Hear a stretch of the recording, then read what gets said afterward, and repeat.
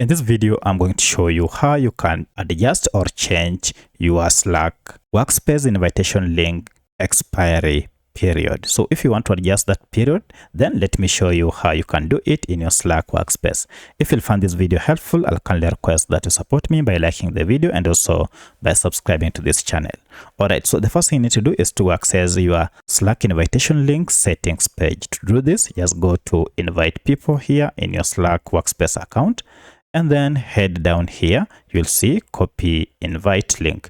Go ahead and next to it, we have edit link settings. And you can see currently it is set to never expires.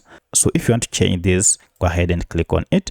And you can now choose either to expire after 1 day, 7 days, or 30 days, or just leave it to never expire. So for my case, I want this link. Once I've sent it to someone, I want this link to expire after 30 days.